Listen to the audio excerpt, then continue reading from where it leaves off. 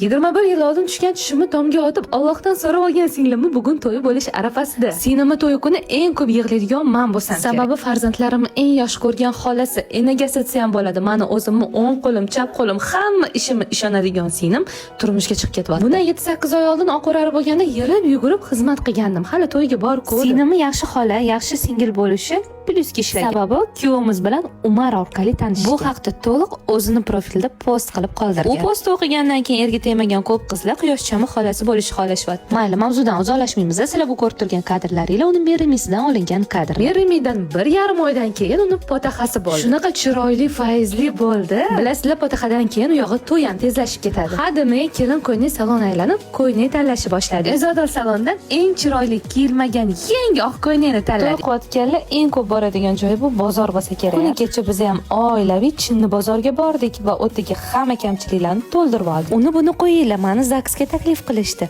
Guvoh bo'lamanmi deb chiroylikkina kiyinib keldim. Meni 9:30 chaqirib o'ziga 11 ga yetib kelishdi. Baraka topsin. Mana eng kulminatsion joyi. Singlim qo'l qo'yayotgan payt kuyovga aytdim. Yaxshilab o'ylab ko'ring, keyin orqaga yo'l yo'q dedim. Yo, shu bugun uylanmasam bo'lmaydi, chunki tug'ilgan kunimda uylanaman deb o'zim ko'zim yoshligimda va'da berganman dedilar. Bilsa, bugun kuyov bolam tug'ilgan kunlari ekan va o'zlariga bugun xotin sovg'a qildilar. Aytgancha, nafaqat qonuniy shar'iy nikohdan ham bugun. Xudo xolasa bu yog'i to'y. Agar sizlar ham to'y sog'ingan bo'lsanglar, endi meni reelslarimiz, storieslarimizni o'tkazib yubormay kuzatib